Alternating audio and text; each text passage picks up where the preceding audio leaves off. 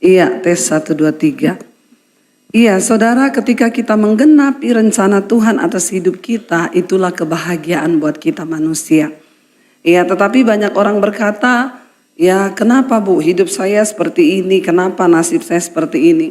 Kita tahu bersama bangsa Israel ya adalah bangsa yang dikasihi Tuhan. Dari awal mereka dipilih oleh Tuhan untuk bisa menikmati segala kebaikan. Saya juga percaya Bapak Ibu, kalau hari ini engkau berkata, Tuhan saya pengen tahun ini nasib saya lebih baik lagi. Kalau engkau berkata, Tuhan aku pengen tahun ini keadaan keuanganku lebih baik lagi. Percayalah Tuhan terlebih rindu melihat hidup kita lebih baik lagi. Saudara percaya? Amin. Tetapi masalahnya apa saudara? Ya masalahnya itu tidak jauh. Nah hari ini kita akan belajar dulu. Mari kita buka bersama. Hakim-Hakim pasal yang ke-6. Hakim-Hakim pasal yang ke-6 ayat yang pertama kita baca sampai ayat yang ke-8. Ya, Hakim-Hakim 6 ayat 1 sampai ayat yang ke-8. Firman Tuhan berkata di sana demikian saudara, iya. Tetapi baca bersama 1, 2, 3. Tetapi orang Israel melakukan apa yang jahat di mata Tuhan. Sebab itu Tuhan menyerahkan mereka ke dalam tangan orang Midian 7 tahun lamanya. Dan selama itu orang Midian berkuasa atas orang Israel.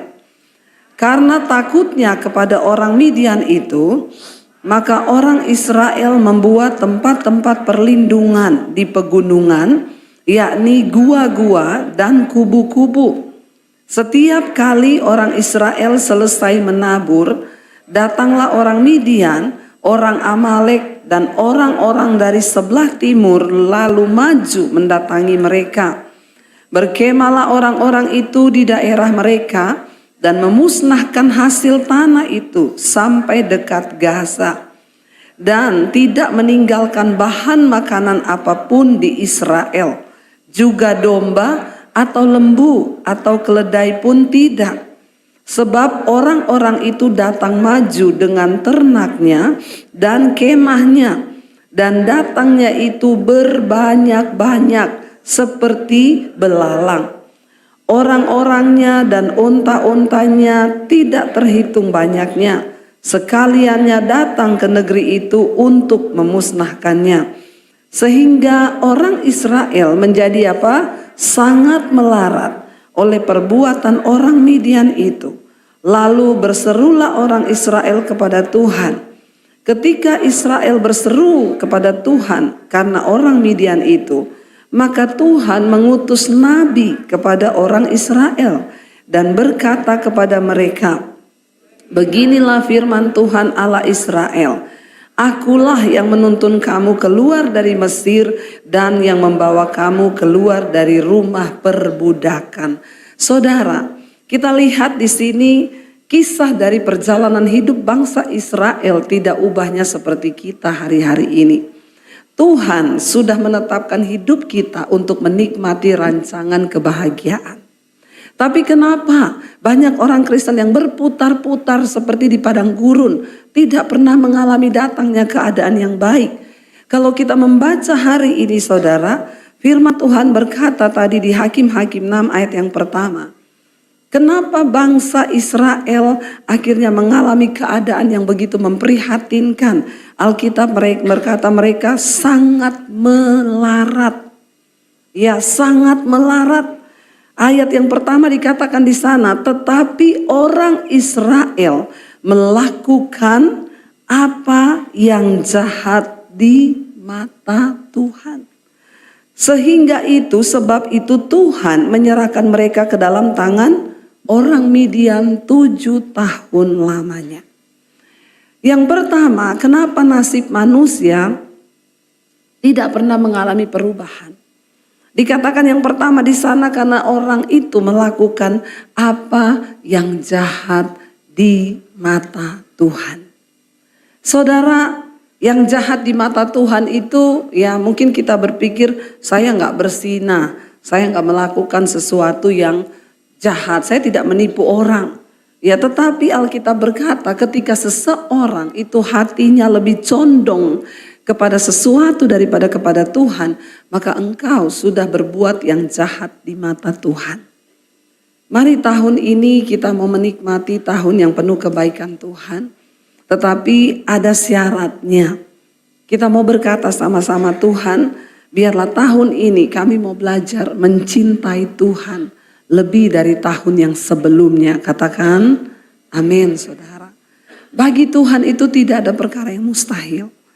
Saya bersama dengan suami, ya, kota Solo adalah kota yang penuh kenangan ya buat kami, saudara. Bahkan beberapa orang kami kenal di sini dan juga menyaksikan perjuangan hidup kami ya di Solo. Ketika Tuhan panggil kami ke Jakarta penuh dengan air mata. Tapi satu hal, kami pegang janji Tuhan bahwa ada satu perkara yang besar ya di kota Jakarta yang akan Tuhan berikan kepada kami. Saya ingat dulu di tengah perjuangan 1 tahun pertama di Jakarta tidak ada pelayanan. Suami saya udah mau pulang. Dia bilang saya mau balik ke Solo. Terserah kalau kamu mau bertahan di Jakarta, bertahan sendiri. Pokoknya aku udah mau pulang. Saya bilang sama dia, lah kamu kan sudah tahu ini panggilan Tuhan. Dia bilang gak peduli. Ya saya mau jadi kayak Yunus juga gak apa-apa. Mau lari dari panggilan Tuhan. Padahal dia lupa namanya Daniel bukan Yunus. Ya. Saya bilang pergumulanmu itu bukan lari-lari dari panggilan Tuhan. Daniel tuh di mulut gua singa ya. Jadi bertahan. Ya, tapi dia berkata, "Di mana Tuhan? Mana janjinya?" Kami mengalami banyak hal berat di Jakarta. Tapi ya dengan iman saya cuma percaya. Ketika satu kali saya ingat saudara, suami saya bilang begini, ada KKR di Jakarta, di satu KKR yang besar. Waktu itu suami saya dipanggil untuk main musik saudara. Saya juga ikut waktu itu. Lalu saya bilang sama suami saya, ini ada KKR nabi-nabi dari luar negeri. Ada nabi dari Amerika, ada nabi dari pokoknya beberapa nabi didatangkan. Lalu banyak pengusaha yang maju untuk minta didoakan. Saya bilang sama suami, kita maju yuk, kita minta nubuatan. Apakah kita akan tetap di Jakarta atau pulang ke Solo? Karena sudah tidak ada harapan, gak ada pelayanan di Jakarta. Suami saya waktu itu ngomong, bernubuat sendiri saja, enggak usah minta-minta nubuatan. Tapi saya bilang sama dia, tapi kali ini kita butuh benar-benar suara Tuhan secara audible dari seorang hamba Tuhan. Apakah kita bertahan atau kita pulang? Ya. Dan suami saya itu agak nggak percaya yang begitu-begitu saudara. Ya bernubuat apalah segala macam. Tapi saya bilang kali ini Tuhan pasti mendengar karena kita butuh. Ya tapi jangan juga dikit-dikit minta nubuatan. Dikit-dikit minta nubuatan. Ya hari ini mau berangkat kerja minta dinubuatin. Nubuat paling benar itu firman Tuhan. Ya akhirnya kita maju saudara. Udah antri di barisan pengusaha. Disuruh mundur karena itu yang antri pengusaha semua. Pemain musik nanti dulu aja. Biasa kan pemain musik itu ya terpinggirkanlah selalu. Tapi di sini dimuliakan kayaknya pemain musiknya ya. Saya lihat tadi ganteng-ganteng tuh ya. Puji Tuhan, haleluya 12 kali. Lalu akhirnya ya baru antri di sini, kata suami saya, kita antri di Nabi Amerika, made in Amerika. Antri di barisan Nabi yang Amerika, disuruh mundur. Ini ada pengusaha-pengusaha di belakang loh, mereka bayar tiket mahal loh. Ya mereka mau dinubuatin juga, kita mundur saudara. Akhirnya suami saya bilang sama saya, duduk aja, gak usah minta nubuatan. Udah dibilang kita bernubuat sendiri aja kok. Udah duduk. Lagi duduk teman saya, ya ada teman pemain musik ngomong sama suami saya. Itu loh, tuh bapak itu gak ada yang minta doa. Karena dia nabi dari Asia. Orang semua lari dari nabi-nabi dan negara-negara besar. Dia gak ada yang minta didoakan. Dia duduk sendiri, udah gak ada yang minta doakan, udah sepi. Saya bilang sama suami saya, sama dia aja yuk. Kalau Tuhan itu memang mau berbicara buat kita, siapa aja dia pakai bisa ngomong. Keledai pun Tuhan bisa pakai kok untuk bicara, amin. Akhirnya saudara kita pergi, dia duduk hamba Tuhan ini, lalu dia bilang gini, Saya nih capek ya, saya sudah capek. Saya berdoa saja buat kamu ya, tapi saya tidak akan bernubuat. Loh kita ini mau minta nubuatan. Dia bilang saya nggak bernubuat, hanya doa saja ya. Suami saya mukanya agak gimana gitu ya. Tapi dia bilang, tapi kalau memang Tuhan mau sampaikan sesuatu, saya akan sampaikan. Dia suruh kami bergandengan tangan, lalu dia tumpang tangan di atas tangan kami. Baru tumpang tangan begini, tiba-tiba dia berdiri, saudara. Dia berdiri, lalu dia berkata, langsung suami saya ditunjuk. Kamu lagi berpikir manusia siapa yang bisa tolong kamu? Dengar baik, aku berkata hari ini, aku Tuhan yang memanggil kamu adalah Tuhan yang setia. Dan aku yang akan menolong kamu. Kamu juga lagi berpikir akan mundur dari panggilanku. Aku berkata hari ini, jangan mundur selangkah pun. Sebab ada perkara besar. Langsung dia tuh tercurah, nangis, gak tahan. Ya, dibacain semua, kamu sedang khawatir tentang anak-anakmu. Karena anak-anak waktu itu masih di Solo. Aku berkata, aku Tuhan yang bertanggung jawab atas mereka. Kalian pokoknya fokus kepada panggilanmu di sini. Jangan menoleh ke belakang. Semua saudara, ada perkara yang besar akan aku sampaikan buat kalian, akan aku pakai. Dia nangis saudara. Begitu amin, kita berdua bingung karena kan kita nggak cerita kita siapa, masalahnya apa, ya. Kita nggak ngomong apa-apa tapi seolah-olah dibaca semua sama Tuhan. Dalam hadirat Tuhan kita nangis-nangis. Waktu itu kuat saudara. Cuma sampai semalam toh kuatnya. Besok lihat keadaan hidup. Ya nggak ada pelayanan, bertahan hidup di sini bagaimana. Ya suami saya bilang pulang lagi. Ayo pulang aja ke Solo. Saya berusaha menguatkan dia saudara. Memang tidak mudah. Menggenapi panggilan Tuhan tuh nggak mudah. Perlu ketaatan benar-benar kepada Tuhan. Ya sementara kita disuruh percaya sama Tuhan kan susah ya. Karena Tuhan itu tidak terlihat kan. Lebih gampang percaya Tuhan atau penggadean? Menyelesaikan masalah tanpa yang member tolong angkat tangan. Kayaknya banyak yang member ya di sini, makanya tahu slogannya gitu ya. Saudara, mempercayai Tuhan itu tidak mudah karena Tuhan tidak terlihat. Tetapi kita tidak punya pilihan lain. Alkitab berkata kitab Ibrani pasal yang ke-11. Barang siapa berpaling kepada Allah, engkau harus percaya bahwa Allah itu ada.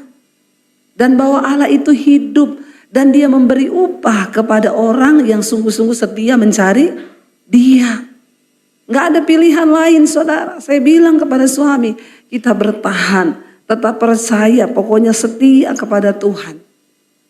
Dan tentunya hidup menurut jalan yang ditunjukkannya. Ketika Israel memberontak, melakukan apa yang jahat di mata Tuhan. Alkitab berkata Tuhan menyerahkan mereka ke dalam tangan orang Midian. Siapa yang menyerahkan? Tuhan. Mungkin apa yang kita alami hari ini, memang Tuhan sengaja. Engkau sudah tengking nasibmu, engkau tengking semua-muanya. Tetapi Tuhan yang menyerahkan engkau ke dalam satu perkara. Mungkin Tuhan yang menyerahkan kita ke dalam satu nasib. Sehingga tadi dikatakan keadaan orang Israel sangat melarat. Bukan cuma melarat, mereka ketakutan. Sehingga mereka membuat kubu-kubu dan gua-gua di gunung-gunung. Saking ketakutannya, saudara bayangkan hidup sebagai bangsa yang ketakutan ketika mereka mulai menanam, hasil tanahnya dihancurkan, tidak tersisa ada makanan apapun. 7 tahun lamanya. Sampai firman Tuhan berkata pada akhirnya orang Israel memilih ini. Apa manusia tetapi cari Tuhan. Saudara cari pahonggo bisa buat apa? Benar enggak? Saudara cari saya juga, saya bisa buat apa? Orang datang, Bu, saya nih loh Bu, suami saya begini-begini. Saya paling ditanya, alas dulu sing milih siapa? Sing akon kowe nikah sopo? Ya karep-karepmu dewe toh. Ya sudah ditanggung itu suamimu, nasibmu itu sudah seperti itu. Ya datang istri saya begini-begini, ya itu kan sudah pilihanmu. Nasihat saya tidak boleh cerai, tetap berdoa supaya terjadi pemulihan. Jawabannya apa? Saya sudah nggak tahan Bu, lah terus mau apa? Iya enggak? Kita juga pendeta nggak bisa buat apa-apa. Nasihat kita cuma sesuai firman. Ya, saya heran kalau ada jemaat datang, Bu, itu suami saya gini, selingkuh gini. Saya jawab berdoa. Dia balik tanya, cuma berdoa, Bu? Saya juga balik tanya, terus selain berdoa mau apa? Ya masa cuma berdoa? Ya cuma berdoa. Terus kalau nggak cuma berdoa mau apa? Mau cerai? Itu bukan jalan keluar. Ada juga yang datang dengan masalah, Bu, saya ini loh dikejar-kejar debt collector, saya utang, Bu, gini. Saya kadang bingung, saudara. Nah, jemaat dikejar debt collector larinya sama pendeta, Pak Onggo. Ya, jadi saya balik tanya, udah berapa lama dikejar debt collector? 6 bulan, Bu, saya dulu 2 tahun. Waduh, lebih lama ibu dong, ya iya. Ya, terus ibu waktu itu ngapain? Doa. Berlutut sama Tuhan. Kita semua harus menjalani proses hidup. Tapi jangan cari manusia, berseru kepada Tuhan. Ya, kenapa kita perlu berseru kepada Tuhan? Karena Tuhan yang akan menunjukkan jalannya. Dia kasih tahu ini loh, kamu tuh harus bertobat. Di sini, kamu harus bertobat. Ketika kita cari Tuhan, Dia kasih kita solusi. Tapi kembali lagi kita mau taat atau tidak, yaitu keputusan kita. Bangsa Israel akhirnya berseru kepada Tuhan. Tuhan kirim nabi. Sama lagi saudara, waktu dikirim nabi, ya nabinya dibunuh. Karena mereka gak sanggup dengerin apa yang nabi ngomong. Ya dicuekin juga nabinya, kembali lagi melakukan dosa. Nasib buruk lagi menimpa hidup mereka. Ayo saudara, kalau kita sudah mengerti kebenaran, ayo kita hidupi kebenaran itu. Tuhan ngomong jangan ada kepahitan, lepaskan pengampunan. Jadi orang jangan sombong, hiduplah dengan rendah hati. Sekalipun kita ditegur, direndahkan, difitnah, dihina, terima saja sebagai satu didikan Tuhan. Supaya kita semakin rendah hati, sebab orang-orang yang rendah hati itu yang akan diangkat tinggi oleh Tuhan. Ketika kita diangkat tinggi oleh Tuhan, kita gak usah cari-cari penghormatan. Tuhan yang beri kita penghormatan. Ya. Bukan kita yang cari, bukan kita yang menawarkan diri, tapi Tuhanlah yang memberi. Dikatakan akhirnya mereka berseru kepada Tuhan. Ayo kita berseru kepada Tuhan. Kuncinya tahun ini, kalau saudara mau mengalami kebangkitan dalam hal ekonomi, keluarga, pemulihan, berseru kepada Tuhan. Ayo berseru kepada Tuhan, jangan berseru sama Pak Honggo. Ya, jangan berseru sama Debbie Basir. Ya, makanya saya itu mengajarkan, Bu, doain Bu saya. Nggak ada titip-titip doa, doa sendiri. Pendeta lain mau loh mendoakan saya, ikuti pendeta lain, jangan ikut saya. Kita udah harus mulai begitu Pak. Ini jemaat nggak bisa main-main hari-hari ini. Ya, ayo kita bertumbuh jadi orang Kristen yang benar. Ya, kenapa? Tantangan ke depan tuh akan semakin sulit. Kalau kita tidak merubah diri, kita cuma jadi Kristen pas-pasan. Dosa gak pernah ditinggalkan, gak mau berhenti, gak mau bertobat. Ya akhirnya terjadi seperti itu. Ya saya pelayanan kemarin di Tentena saudara. Ya saya saksikan ini di mana-mana. Ya karena ya ini penting. Ya ada seorang ibu bilang sama saya, Bu suami saya ya itu penjudi, perokok, pemabok, peminum, sudah semua ada di dalam dirinya. Pokoknya suami saya itu setan, Bu. Itu bahasa yang paling kasar lah. Lalu saya itu tiap hari berantem sama dia karena saya suruh dia, kamu berhenti merokok bisa nggak sih? Dia bilang. Ya tiap pagi saya beresin tuh abu rokoknya sama puntung rokoknya. Sambil saya marah-marah, Mas kalau mau merokok, merokok aja tapi telan sama puntung-puntungnya. Biar saya tuh nggak capek bersihin rumah. Kalau udah begitu berantem ribut suaminya pergi tinggal nggak pulang dia tambah kacau hidupnya. Tiap hari pertengkaran. Tapi istrinya mulai dengar mesbah doa, mulai dengar firman Tuhan. Sampai satu kali dia bilang, dia dapat firman yang berkata, hai istri menangkanlah suamimu tanpa perkataan hanya dengan perbuatan. Lalu dia bilang, ini firman bener nggak ya? Saya mau uji nih firman ini bener apa enggak ya? Apa iya sih bisa suami saya tanpa perkataan dia bisa tobat? Sedangkan selama ini aja saya kata-katain terus dia nggak pernah tobat, apalagi saya tanpa perbuatan. Ya, mungkin Ya sampai dia berpikir, apa tanpa perbuatan saya kasih dia kopi, kasih sianida ya. Nah, itu bertobat saudara ya. Lalu akhirnya dia cuma bilang, aku mau uji ini firman, ini benar terjadi apa tidak. Besoknya dia bangun, dia beresin abu rokok suaminya, dia cuma bilang dalam nama Yesus. Suamiku hari ini terakhir merokok. Dia nggak ngomong sama suaminya, cuma di hati. Akhirnya satu kali dia akhirnya mulai doa buat suaminya, dia puasa buat suaminya, dia berhenti marahin suaminya. Dia tinggalkan caranya sendiri dan dia berseru kepada Tuhan, biar Tuhan yang pulihkan rumah tangganya. Satu kali tengah malam suaminya kerasukan saudara. Lalu bilang ke istrinya, kamu gak usah baca Alkitab, gak usah dengerin khotbah pendeta itu nabi-nabi palsu. Tapi dia lihat suaminya ini kok bukan suaminya, matanya merah. Dia bilang, saya tahu ini bukan kamu, ini iblis yang ada di dalam kamu. Suaminya makin manifest saudara, lalu dia bilang, ambil rokok saya, di mana? Dia tunjukin semua di rak sepatu, di sini. Jadi setan itu sampai mempengaruhi suaminya seperti itu. Dia ambil semua rokok, dia bilang, aduh bu, banyak banget di setiap sudut rumah itu ada rokok. Di depan suaminya akhirnya istrinya itu remet rokok itu dalam nama Yesus. Aku berdoa engkau tidak merokok lagi. Suaminya manifest dan malam itu istrinya tengking dalam nama Yesus. Akhirnya dia sadar saudara. Tapi nggak berapa lama kemudian, berapa hari kemudian tiba-tiba suaminya anfal kayak orang kena serangan jantung. Lalu istrinya berdoa dalam nama Yesus. Pak berseru kepada nama Yesus. Minta bilang Tuhan beri aku kesempatan hidup. Aku mau bertobat. Suaminya bilang, gak bisa. Panggil nama Yesus. Gak bisa. Ya mungkin gak bisa karena setan yang ada di dalam dia ya gak mau memanggil nama Yesus. Istrinya terus tuntun, panggil Pak nama Yesus. Berseru Pak. Berseru kepada nama Yesus. Akhirnya bisa saudara. Dia teriak dalam nama Yesus. Hari itu dia disembuhkan, dia dipulihkan. Dan istrinya cerita sama saya, Bu sejak hari itu. Suami saya berhenti rokok, berhenti minum, berhenti judi, dia bertobat dan hari ini kami berdua melayani Tuhan. Dan mereka berdua saudara saat itu ikut seminar hamba-hamba Tuhan di Poso Tentena. Waktu itu saya ada di sana, saya lihat mereka berdua datang suami istri. Lalu istrinya itu bilang, aduh bu ya saya nggak tahu ternyata yang di dalam suami saya itu setan. Nah selama ini saya berantem sama setan. Halo ibu-ibu, ya.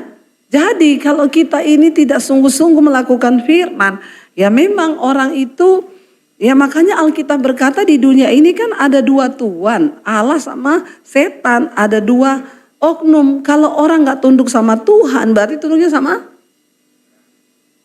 Nah ya, dan Alkitab berkata, engkau punya iman, percaya saja sama Tuhan, setan juga punya iman percaya. Jadi kalau iman kita cuma sampai dipercaya, berarti kita sama setan satu level. Ya, level iman saudara cuma sama dengan setan. Ya, apa yang membedakan kita dengan setan? Setan percaya kepada Allah, kita juga percaya. Tapi kita melakukan firman, sementara setan tidak mau melakukan firman.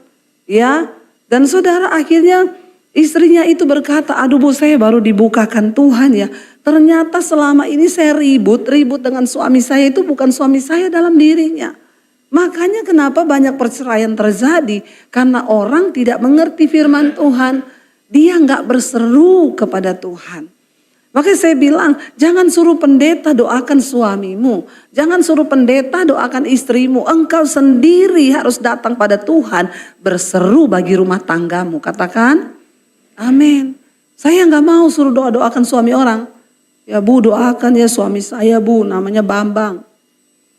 Ya saya bilang saya tidak akan berdoa buat Bambang. Kenapa? Saya tidak mencintai Bambang. Tidak mungkin saya berdoa buat Bambang. Apalagi pakai acara nangis-nangis. Tuhan Bambang, Tuhan Bambang. Ya suami saya lewat dia tanya siapa itu Bambang. Malah rumah tangga kami yang kacau gara-gara saya berdoa buat suami ibu. Ya, tangisi dirimu kata Yesus, tangisi keluargamu. Tidak ada satu orang pendeta pun yang akan menangis buat saudara, buat suamimu, buat istrimu, buat anakmu. Kitalah yang perlu berdoa, dan doa yang lahir dari hati yang hancur itu yang didengar Tuhan. Makanya kita sendiri yang harus berdoa. Ya, berseru. Waktu bangsa Israel berseru kepada Tuhan, Alkitab berkata, maka Tuhan mendengarkan seruan mereka. Dan Tuhan berkata, lalu dia berfirman kepada bangsa Israel, akulah yang menuntun kamu keluar dari Mesir dan yang membawa kamu keluar dari rumah perbudakan. Hari ini kita katakan cukup, aku gak mau tinggal dalam nasib yang seperti ini. Tuhan sudah memberikan janji berkat bagi saudara dan saya. Dan dia mau kita ambil janji itu. Tahun 2020 adalah tahun saya melihat bagaimana Tuhan memberkati kami. Awal pandemi tidak ada pelayanan sama sekali. Saya bilang sama suami, kita pulang ke Solo, kita jual rumah Jakarta, kita hidup di Solo saja. Karena kita nggak tahu lagi mau hidup bagaimana, pandemi sampai kapan. Saya nggak punya deposit di bank, saya tidak punya emas batangan saudara, yang saya punya hanya emas Daniel. Ya 80 kilo tapi nggak laku dijual. Jadi ya sudah, saya bilang kita jual rumah pulang ke Solo itu pun kalau laku. Ya, tapi saya bilang kalau Tuhan mau memberkati kita, ya itu perkara lain. Tuhan sanggup membalikkan keadaan.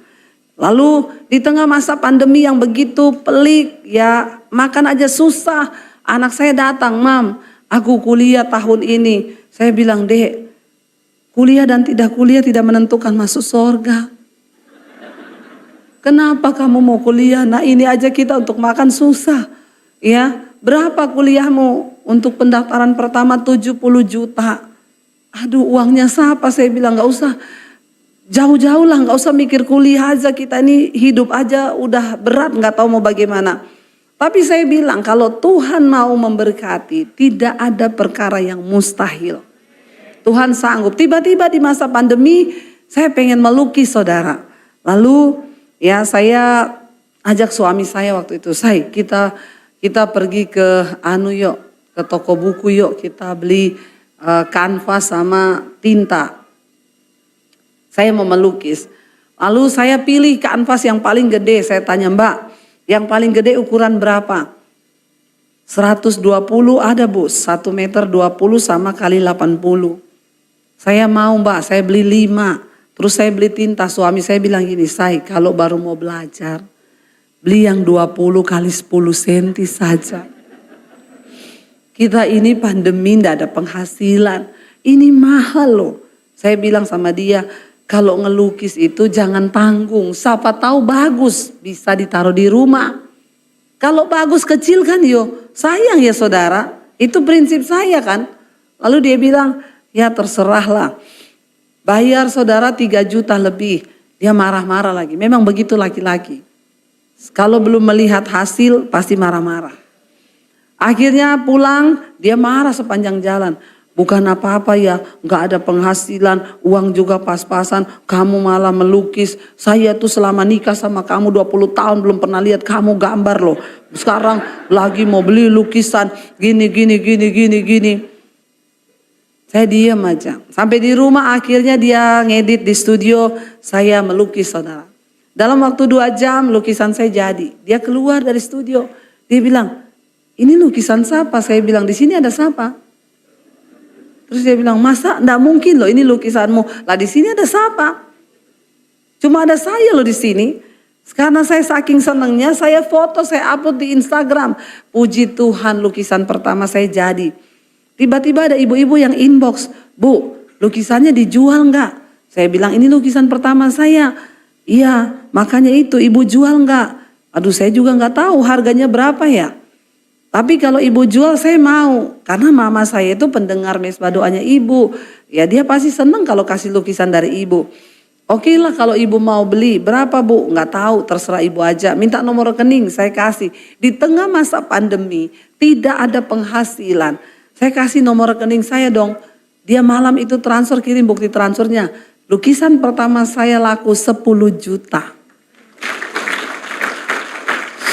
Saya kasih lihat suami saya, dia bilang, wih besok beli kanvas lagi ya. Red. Ya, langsung istrinya dikaryakan. Padahal tadinya marah-marah sepanjang jalan ngoceh gitu ya. Akhirnya saya melukis lagi, jadi senang saudara kan. Jadi semangat, di tengah masa pandemi loh lukisan laku 10 juta. Saya melukis lagi, hal yang sama saya angkat di IG. Rebutan saudara orang, Bu saya beli ya saya beli.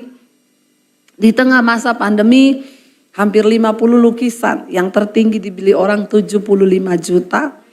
70 juta, 50 juta, 30 juta, 45 juta, 25 juta. Saudara, apa yang tidak pernah kita pikirkan itu yang Tuhan sediakan. Bahkan ketika anak saya mau masuk kuliah tuh, lukisan yang keempat itu, dia bilang, Mam, gimana Mam, ini sudah mulai buka lockdown, aku jadi kuliah gak? Berdoa. Tiba-tiba saya ditelepon dari satu perusahaan, Bu, Ibu sudah buka jadwal, kami sudah buka pelayanan di kantor, tapi belum ada pendeta yang berani datang. Ya, semua pendeta takut, jadi sembunyi. Karena memang waktu itu yang mati banyak pendeta itu waktu COVID. Ya, sampai teman-teman saya aja pada WA, Bu Debbie jangan keluar-keluar loh, ini yang paling banyak mati pendeta loh Bu. Waduh, saya juga terintimidasi saudara. Tapi waktu saya ditantang begitu, saya bilang saya doa dulu ya, saya tanya Tuhan. Itu alasan paling rohani sih buat pendeta ya. Saya doa benar, saya tanya Tuhan, Tuhan ngomong gini, gak punya iman. Mereka itu orang kantoran masuk dari jam 8 sampai jam 5 sore demi dapat gaji sesuap nasi, mereka berangkat. Kamu yang harusnya tengah masa pandemi malah pergi beritakan Injil, jangan takut. Lalu saya bilang, oke, saya pergi. Habis pelayanan saya diajak makan siang, sekretarisnya itu ngomong sama bosnya, Pak, Bu Debbie ini pelukis loh. Saya tendang kakinya saudara, karena saya lihat di situ lukisannya, itu bosnya, koleksi lukisannya sangar-sangar, keren-keren gitu ya. Tintanya timbul, waduh sama lukisan saya gak ada apa-apanya. Terus bapaknya, bosnya bilang, oh iya? Oh Bu Debbie juga pelukis ya? Enggak Pak, baru belajar Pak, ini bohong Pak ngomongnya saya pelukis. Lalu dia buka IG saya, ini kayaknya lukisan ibu yang terakhir ya Bu, saya lihat di IG ibu upload ya. Iya, ini artinya apa Bu? Saya jelaskan ke bosnya, ini ada pohon dan ada bayangan pohon di air. Sehebat apapun hidup kita sekarang, jangan pernah lupa ada bayangan masa lalu di mana Tuhan pernah turut bekerja di dalamnya. Dan hidup kita bisa seperti hari ini. Bosnya bilang, aduh tuh kayaknya buat saya banget Bu, boleh gak saya miliki lukisannya? Oh boleh banget Pak, saya rapiin dulu nanti saya frame. Begitu berapa hari selesai saya WA, Pak sudah selesai di frame, kapan mau diambil? Baik Bu, biar diambil sopir saya ke rumah ibu ya. Diambil saudara, malamnya saya dikirim bukti transfer. Bu saya sudah transfer lukisannya. Dia transfer, dia kirim ke saya lihat 70 juta kan. Terus saya WA balik Pak, kayaknya kelebihan 0 Pak. 0 itu kalau ada temannya di depan berarti loh saudara. Daripada saya udah pakai uangnya tiba-tiba dia bilang dia salah transfer, dia suruh balikin 01 itu kan jadi urusan ya. 7 juta jadi 70 juta kan. Dia bilang, enggak Bu saya enggak salah, itu yang Tuhan taruh di hati saya. Jadi saya panggil anak saya, Dek kamu kuliah Dek. Mami yakin ini berkatmu untuk kuliah. Dia kuliah saudara. Ya dan saya melihat lukisan saya dibeli dari Manado, dari Medan, dari Amerika. Orang beli saudara. Apa yang tidak mungkin dan tidak pernah kita duga. Satu syaratnya asal engkau berseru kepada Tuhan. Berseru kepada Tuhan. Jangan pernah berhenti berseru. Andalkan Tuhan dalam segala perkara. Duduk di kaki Tuhan. Cari Tuhan. Kenapa saudara? Karena banyak hal-hal yang supranatural Tuhan bisa kerjakan di hidup kita. Yang tidak masuk akal. Di tengah masa pandemi kami mau jual rumah di Jakarta. Gak jadi jual rumah, malah beli rumah lagi. Malah saya bangun studio DBTV di tengah masa pandemi. Bukan cuma Atta Halilintar. Ya, kita bangun studio DBTV loh saudara. Ya bahkan bukan hanya itu. Karena seizin Tuhan kami bisa bangun puluhan gereja di desa-desa. Ya, gereja-gereja kecil yang belum selesai sampai hari ini masih ada beberapa yang berjalan. Kemarin saya ke Bandungan, Semarang, peletakan batu pertama untuk sekolah misi yang akan kami bangun di sana. Saya rindu Indonesia dimenangkan bagi Kristus. Ya, secara manusia saya bertanya, ya orang semua tanya, Bu, Ibu kapan buka gereja di Jakarta? Saya mau ke gerejanya Ibu. Saya bilang di Jakarta udah banyak gereja, saya nggak buka gereja. Ya cukup saya mau jadi sahabat buat para gembala. Saya bertanya, lalu Tuhan sebelum pandemi 2019 itu kita udah mau buka gereja saudara, udah mau sewa gedung. Ya tapi saya bertanya kepada Tuhan dan akhirnya Tuhan luputkan gak jadi. Tiba-tiba pandemi datang, saya udah mau DP hari itu. Cuma saya berdoa, Tuhan kalau bukan karena kehendak-Mu cegah saya untuk sewa tempat ini, kalau ini bukan kehendak Tuhan. Februari awal saya ingat itu. Lalu cuma satu kata yang membatalkan, saya bilang gini, Mas kalau saya mau pindah hari atau jam, sama enggak, tetap berlaku enggak? Di satu mall di Jakarta, Masnya itu jawab gini, oh kalau Ibu mau pindah jam sebaiknya gini Bu, Ibu pikirin dulu deh hari dan jam yang Ibu benar-benar mau ambil. Karena beda hari, beda jam itu beda harga. Jadi Ibu gak usah transfer dulu uangnya. Ibu pikir, waktu saya lagi mikir itu tiba-tiba lockdown saudara. Jadi uang saya gak jadi ketransfer sama dia. Dan setelah itu lockdown, kami gak jadi buka gereja. YouTube saya diberkati Tuhan. Satu hari nambah 1000 subscribe. Setiap hari naik 1000 sekarang 615.000 subscribe. Dan saya melihat apa yang Tuhan buat itu di masa pandemi. Bagaimana lawatan Tuhan terjadi, orang-orang mengalami pemulihan, yang tadinya merokok berhenti merokok, yang tadinya sudah mau cerai nggak jadi bercerai Tuhan pulihkan, yang tadinya banyak kesaksian yang saya dengar dari ya firman yang mereka dengarkan di YouTube, bahkan beberapa orang bukan Kristen, mereka setiap hari mendengarkan khotbah-khotbah saya. Kemarin kami Natalan Mesbah doa onsite, banyak yang jilbab datang saudara. Ya dan saya tidak menutup pintu, silakan. Ya saya bertanya, kenapa kalian datang? Kami sering dengar khotbah Ibu di YouTube. Wow, saya cuma melihat bagaimana Tuhan bekerja. Ya dan Tuhan taruh kami harus bangun sekolah misi ini. Nanti dari desa-desa yang tidak mampu kita akan sekolahkan gratis. Tadinya saya berpikir uangnya dari mana? Ya tanahnya bagaimana?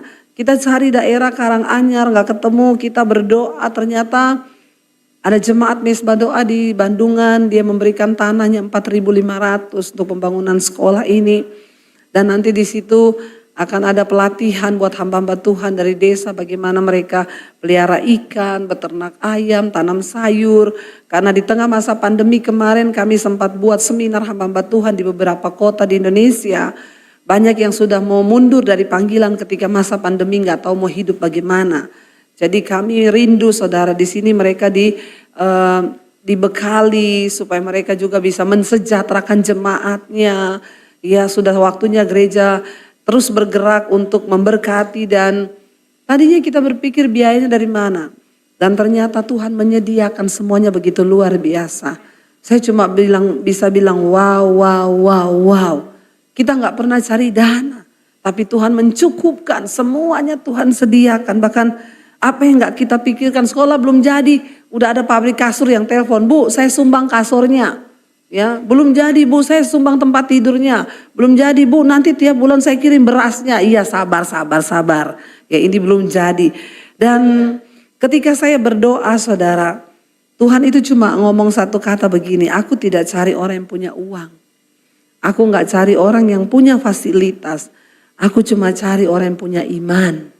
Karena iman itu yang dapat mewujudkan semua proyek-proyek Tuhan yang besar di bumi ini. Karena iman, Tuhan dapat melakukan segala perkara. Saudara hari ini karena itu ayo kita berseru kepada Tuhan. Ya jangan pernah goyah imanmu, datang kepada Tuhan. Berseru kepada Dia, suami istri. Ya di tahun ini jangan banyak berantem. Bilang, kalau mau diberkati harus hidup rukun bersama. Ya nggak boleh berantem tiap hari. Ya apalagi berantemnya 3 hari 3 malam nggak omongan. Ada di sini? Jangan angkat tangan, nanti kita baptis ulang.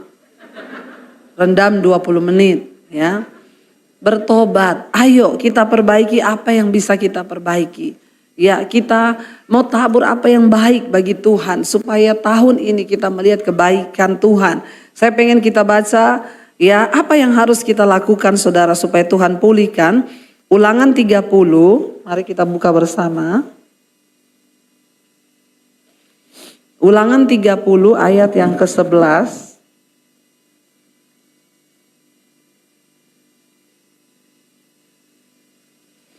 Firman Tuhan berkata begini saudara, nanti ikutin aja ya. Ulangan 30 ayat yang ke-11 mulai. Firman Tuhan berkata, kita baca sama-sama 1, 2, 3.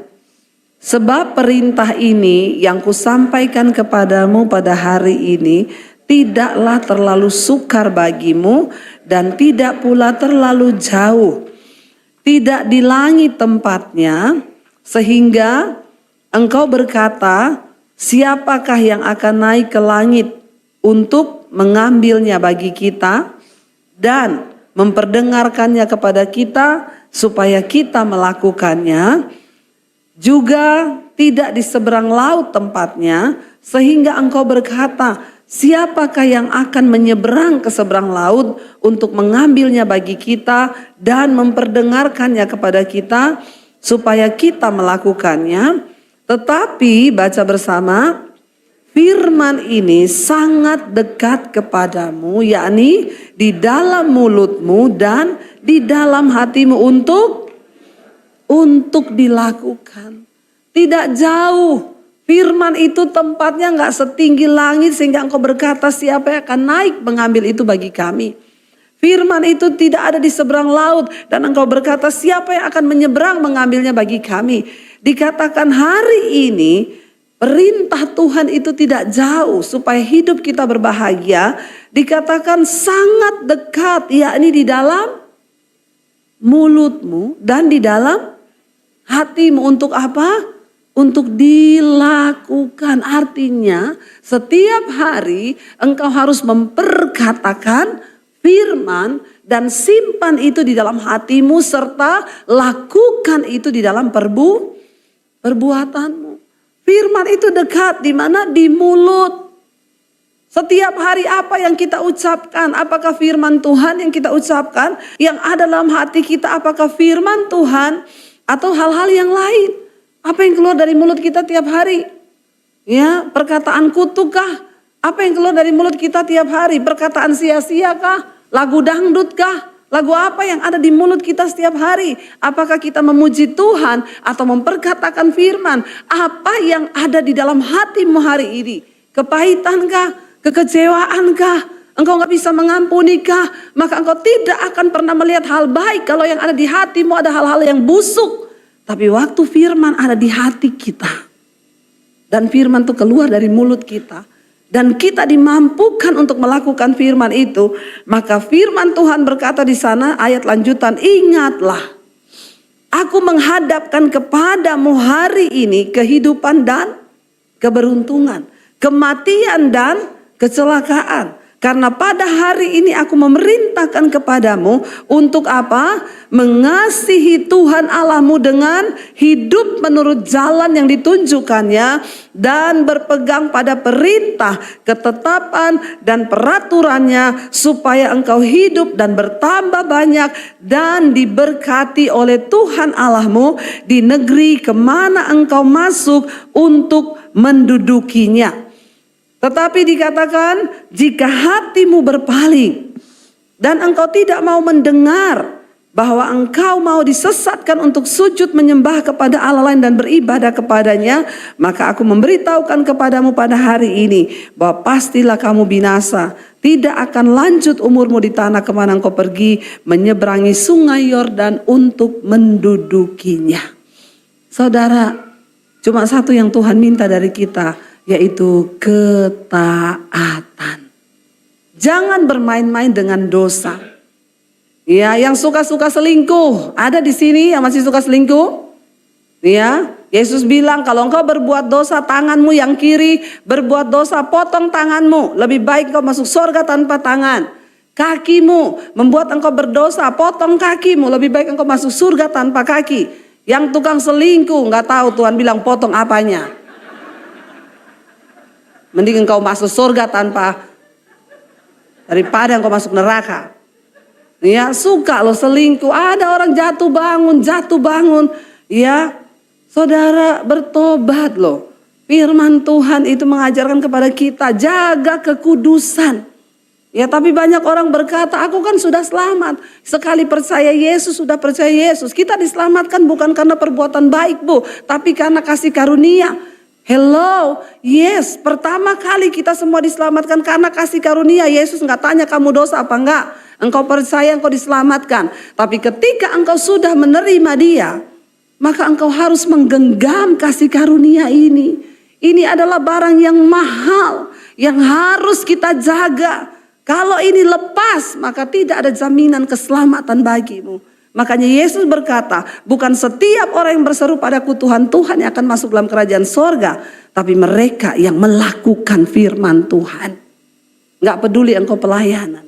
Kalau engkau bermain-main dengan kasih karunia, jangankan berkat saudara. Kebinasaan yang akan engkau tuai. Saya berdoa biar jemaat di tempat ini setiap hari semakin dewasa. Bertumbuh dalam kebenaran firman yang benar. Ya, enggak apa-apa gereja sedikit aja jumlahnya, yang penting semua bertobat. Daripada ribuan banyak semua selingkuh buat apa? Ya, kita berdoa saudara hari-hari ini. Kita bertumbuh ke arah kedewasaan Kristus. Kita berpegang pada firman yang benar. Supaya ketika Yesus datang, kita layak menjadi mempelai-mempelainya. Masuk sorga itu tidak gampang. Saudara masuk istana presiden aja enggak mudah. Apalagi masuk sorga, itu kerajaan kekal. Bapa raja di atas segala raja, tanpa jubah kekudusan kita tidak mungkin bisa melihat Tuhan. Karena itu saya berdoa hari ini, saya undang para imam musik maju ke depan. Saudara, kita percaya ya bahwa Tuhan itu Dia sanggup mendengar lebih dari yang kita doakan. Dia sanggup menjawab lebih dari yang kita harapkan. Kita melakukan bagian kita, maka Tuhan yang akan melakukan bagiannya. Ketika kita melakukan bagian kita, maka Tuhan sanggup melakukan bagiannya.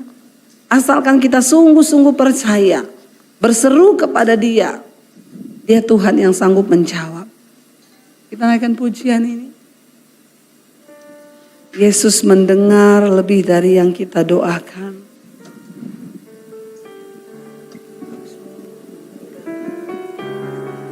Mari kita bangkit berdiri bersama dalam hadirat Tuhan.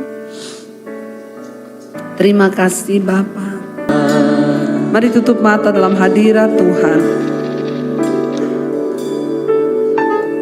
Saudara, kita nyalakan lilin yang ada di tangan kita.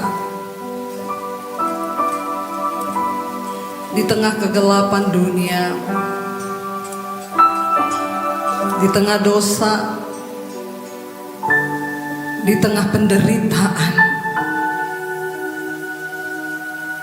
ada banyak hal yang telah kita lewati.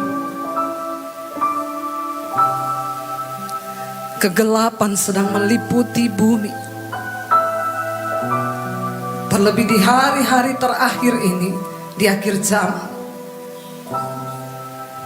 Yesus berkata, akulah terang dunia. Aku datang ke dalam dunia. Tetapi manusia lebih mencintai kegelapan daripada terang. Prediksi dunia berkata bahwa tahun depan adalah tahun kegelapan. Gelap artinya tidak ada terang. Inilah waktunya kita bersinar menjadi terang bagi dunia ini. Biar malam ini kita merenungkan arti Natal, saudara. Yaitu terang yang sesungguhnya lahir di dalam hidup kita. Biar malam ini semua kita menutup mata di hadapan Tuhan.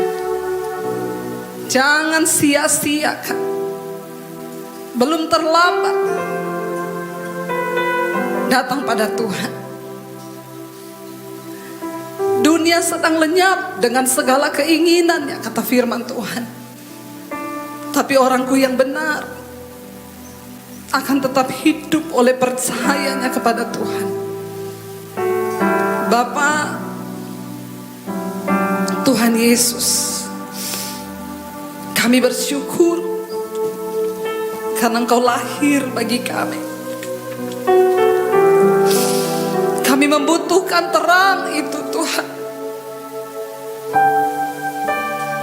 Kami membutuhkan terang itu di dalam hidup kami, supaya kami menjadi terang bagi dunia ini. Sekali lagi kita naikkan sama-sama pujian ini, saudara. Malam kudus.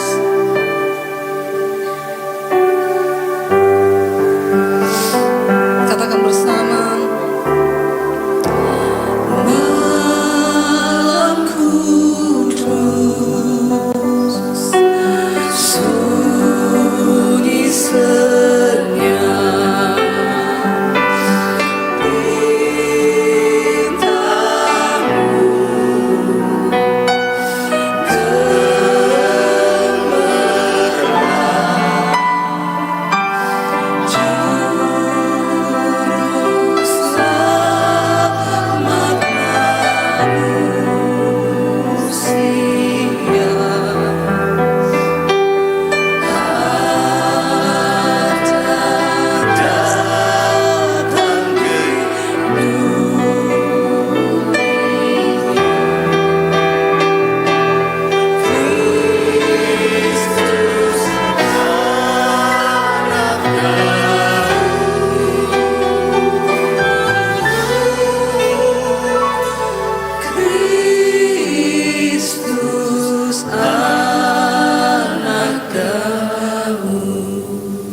lilin yang ada di tangan kami. Ini bukan rutinitas setiap Natal kami pegang, Tuhan. Tapi ini menjadi peringatan bagi kami. Sekalipun kecil, tapi ketika tidak ada terang, di sana hanya ada kegelapan. Lalu sebuah lilin yang kecil itu akan menyala. Maka tempat itu tidak disebut kegelapan lagi, karena ada setitik cahaya yang bersinar.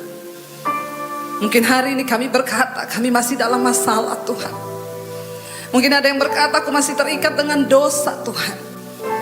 Hari ini katakan, Yesus, bersinarlah di dalam hidupku. Mari kita berdoa supaya hari-hari ini hidup kita menjadi dampak, saudara. Di tengah keluarga, di tengah gereja, di tengah bangsa ini. Karena Yesus sudah lahir bagi saudara dan saya. Biar kita sungguh-sungguh menjadi terang itu. Dan menerangi kehidupan orang lain yang di dalam kegelapan. Mari hari ini beri 1 menit saudara berdoa untuk saudaramu, untuk keluargamu, atau mungkin untuk suami, istri, anakmu yang belum bertobat. Bilang, Tuhan, kami berdoa. Terang-Mu sudah datang ke dalam dunia.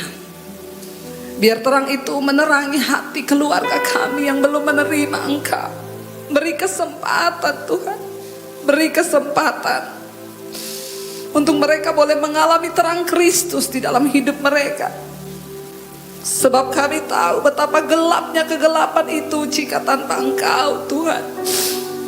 Hadir di hati anak kami, hadir di hati suami, di hati istri, di hati orang tua kami, Bapa, dimanapun mereka berada. Kalau boleh kami meminta, kami tidak minta banyak. Kami cuma minta anak kami bertobat, suami kami bertobat, seisi keluarga kami diselamatkan bagi Engkau. Kami juga meminta hari ini buat bangsa kami Indonesia, Tuhan. Kami berdiri bagi bangsa ini, Bapa, kasihani bangsa kami. Biar terang Kristus juga ada di tengah bangsa ini, menyelamatkan bangsa kami, Tuhan. Sehingga terjadi hujan pertobatan di tengah bangsa kami Indonesia. Bahkan sampai ke bangsa-bangsa yang lain. Kami berdoa bagi kota kami, khususnya Jakarta, Tuhan. Selamatkan, selamatkan Tuhan. Jadikan kami pendoa-pendoa-Mu yang membawa terang itu. Lewat doa-doa kami supaya terjadi kebangunan rohani di atas bangsa Indonesia. Kami mulai dari kami, Tuhan, yang menjadi pendoa-pendoa di tengah-tengah keluarga. Setiap malam kami ada di mesbah doa berseru kepada Tuhan. Kami melihat semua yang terjadi hari-hari ini adalah pembelaan Tuhan bagi bangsa kami. Karena kami berdiri bagi bangsa ini. Jadikan kami orang-orang yang mau berdiri Tuhan, menjadi terang-Mu di tengah kegelapan. Terima kasih Bapa. Terima kasih Tuhan. Terima kasih Roh Kudus. Buat malam ini kami mau mendengarkan firman Tuhan. Berbicara bagi kami. Dan sampaikan isi hati-Mu bagi kami Tuhan. Urapi hamba-Mu yang tidak ada apa-apanya. Kami percaya firman-Mu yang sanggup menuntun langkah hidup kami. Firman-Mu yang sanggup membawa hidup kami sungguh-sungguh di dalam pertobatan. Di dalam nama Tuhan kami Yesus Kristus, kami sambut firman Tuhan yang percaya Tuhan di tengah kita memberkati kita. Mari katakan bersama, amin, amin, amin. Silakan duduk Bapak Ibu yang terkasih. Haleluya. Iya, shalom. Bagaimana kabarnya?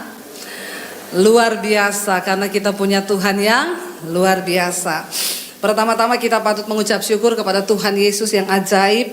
Sehingga malam ini kita boleh ada di tempat ini. Saya minta maaf bagi para jemaat yang tidak bisa hadir karena terbatas ya tempat ini. Ya, tidak ada tempat lagi, jadi saya terpaksa.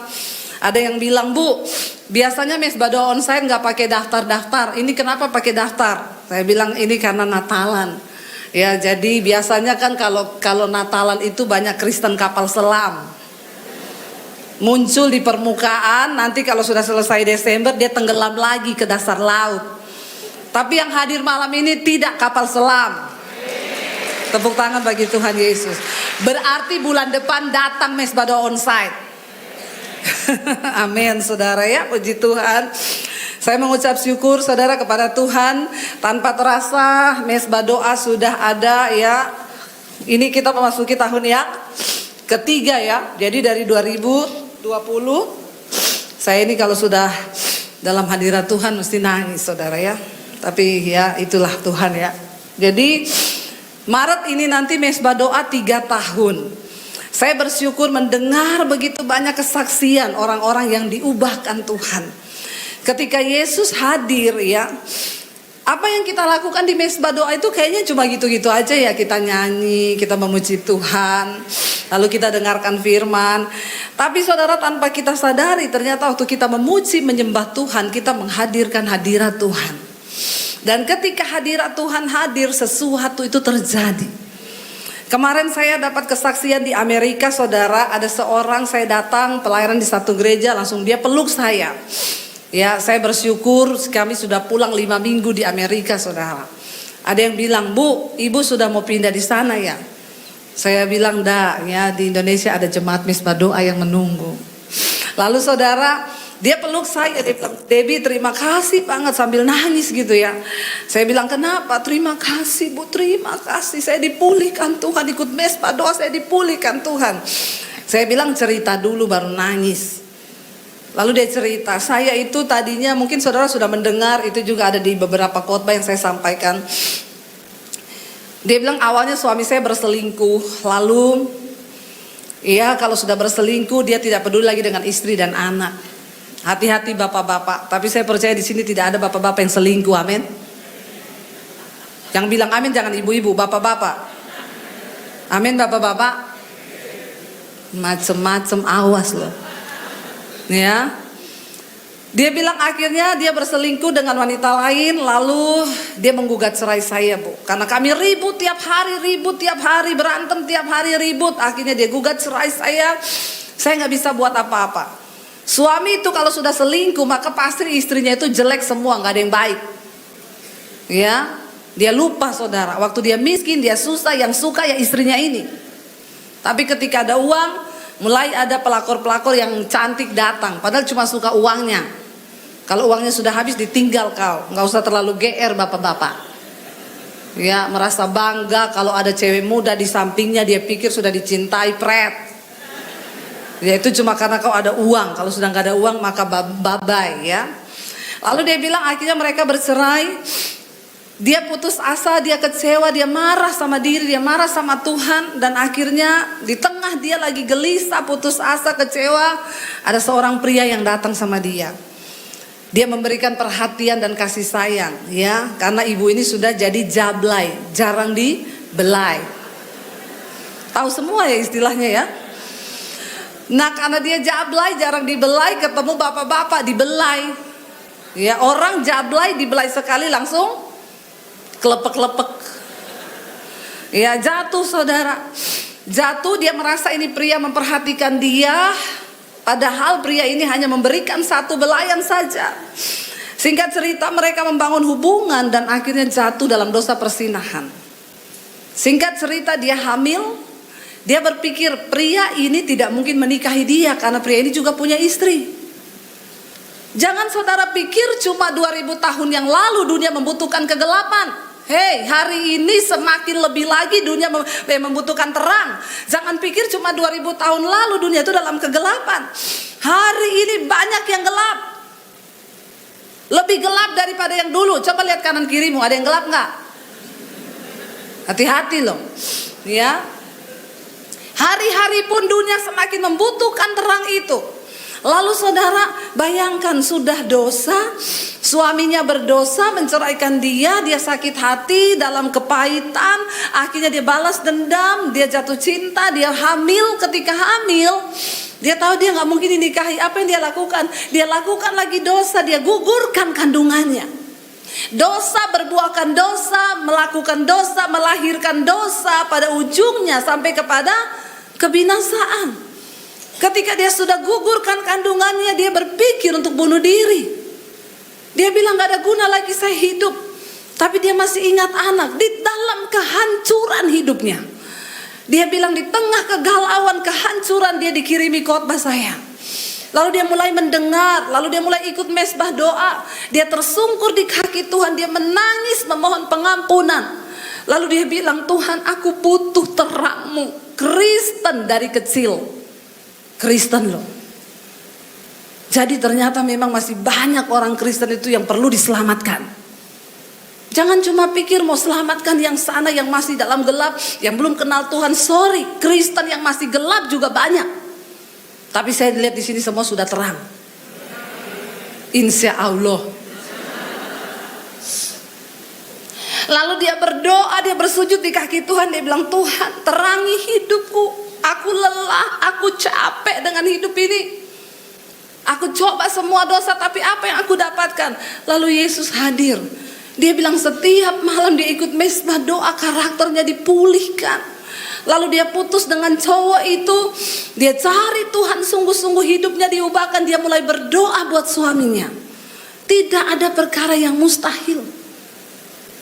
Selalu saya berkata, kalau ada orang mau bercerai, kalau ada salah satu dari suami atau istri itu yang masih menginginkan kehendak Tuhan terjadi di dalam rumah tanggamu, tidak ada perkara yang mustahil. Tuhan sanggup memulihkan.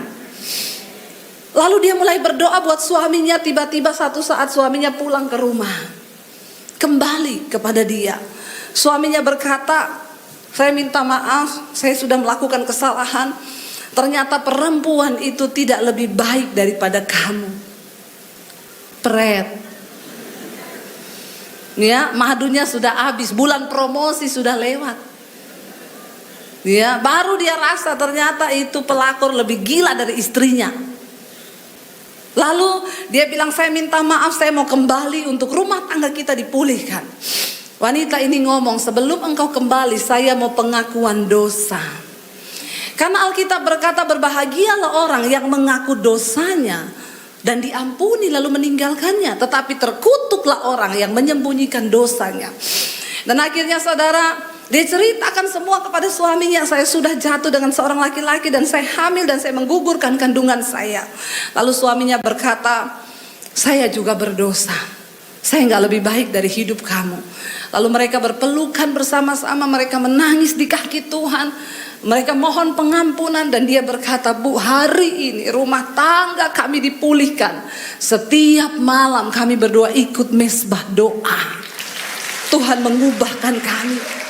Wow, saudara, ketika terang itu datang di dalam rumah tanggamu, ketika terang itu datang dalam hidupmu, maka engkau tidak akan sanggup menyimpan kegelapan apapun di dalam hidupmu.